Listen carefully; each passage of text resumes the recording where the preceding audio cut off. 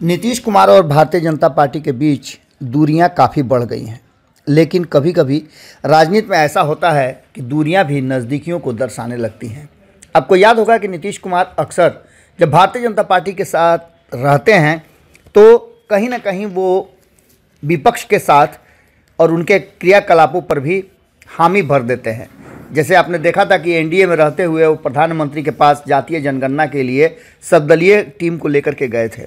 वैसे ही आपने देखा होगा कि जब महागठबंधन में 2015 में सरकार बनाए थे, उसके बाद केंद्र सरकार और नरेंद्र मोदी की सरकार के कई ऐसी नीतियां हैं जिसका समर्थन कर दिए थे और इसको लेकर लालू प्रसाद नाराज भी थे। एक बार फिर से ऐसी ही बातें सामने नजर आ रही हैं। लगातार नीतीश कुमार की नज़दीकियां भारतीय जनता पार्टी के नेताओं से बढ़ रही हैं। हालांकि इसके राजनीतिक मायने क्या निकलेंगे ये तो आने वाला वक्त बताएगा, लेकिन ये दोनों ही कार्यक्रम धार्मिक कार्यक्रम थे। छठ के समय संजय मयूख के यहाँ पहुँच जाते हैं नीतीश कुमार, तो वहीं दूसरी तरफ कल रामनवमी के अवसर पर जो झांकी निकलती है, जो शोभा यात्रा निकलती है, उसको संबोधित करने के लिए और स्वागत करने के लिए नीतीश कुमार पहुंच गए। ऐसा एक दो बार ही हुआ है जब नीतीश कुमार इस मंच पर पहुंचते हैं। पहली बार वो जब पहुंचे थे तो वो एनडीए के साथ थे, और इसके बाद जब वो पहुंचे तो एनडीए के साथ नहीं थे और कयास लगाए जाने लगे कि क्या नीतीश कुमार एक बार फिर से भाजपा के नज़दीक आ रहे हैं। कल डाक बंगला चौराहा पर शोभा यात्रा में पहुंचने के साथ ही नीतीश कुमार के शंखनाद हुआ और पुष्प की वर्षा हुई। जो तस्वीरें हमारे सामने आ रही हैं उन तस्वीरों में साफ दिख रहा है कि राज्यपाल के बगल में नीतीश कुमार हैं और उनके बगल में विजय कुमार चौधरी हैं, तो उसी मंच पर सम्राट चौधरी भी नज़र आ रहे हैं। हालांकि ये एक कार्यक्रम था जो रामनवमी के अवसर पर मनाया गया था, और ये महोत्सव डाकबंगला चौराहे पर हर साल मनाया जाता है। भगवान राम की जीवन से जुड़े एक से बढ़कर एक झांकी निकाली जाती है। साथ साथ शिव पार्वती और राधा कृष्ण बने कलाकारों की सजी जो टोलियां हैं वो कम से कम 50 से ज़्यादा शोभा यात्रा डाकबंगला चौराहे पर पहुंचती है, और ये हर साल रामनवमी के अवसर पर होता है।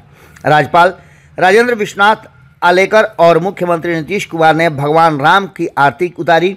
तो श्री रामनवमी शोभा यात्रा अभिनंदन समिति की ओर से रामनवमी पर आयोजित समारोह इस बार यादगार बन गया। समारोह का संचालन पूर्व मंत्री नितिन नवीन कर रहे थे, जो हर साल इसका आयोजन कराते हैं। समारोह देखने आए लोगों में उत्साह बहुत ज़्यादा था और भीड़ इतनी थी कि लंबी लंबी लाइनें कहा जाए या फिर कहा जाए लोगों का हुजूम बहुत दूर दूर तक फैला हुआ था। इन सारी बातों को लेकर के और शोभा यात्रा में नीतीश कुमार के पहुंचने को लेकर के भी कई तरह की चर्चाएं शुरू हो गई हैं।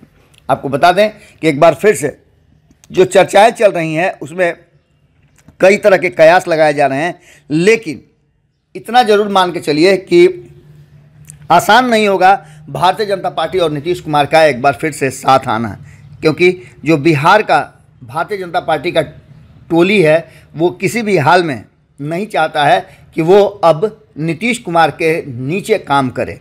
ऐसी स्थिति में नीतीश कुमार का पहुंचना और जिस तरह के चेहरे के भाव हैं वो बहुत सारी कहानियों को कह रहे हैं।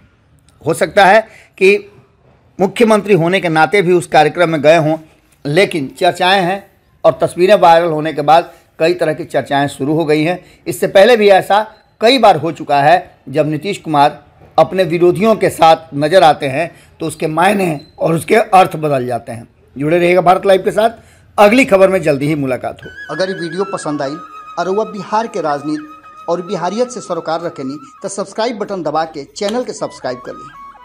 ओजे एगो घंटी बा, ओकरा बटन दबा देला से कुल सटीक और मारक खबर रुआ मुफ्त में मिल जाई। अगर रुआ पत्रकारिता के हमनी के नया प्रयोग में सहयोग कर चाहतानी तो ज्वाइन बटन दबा दी।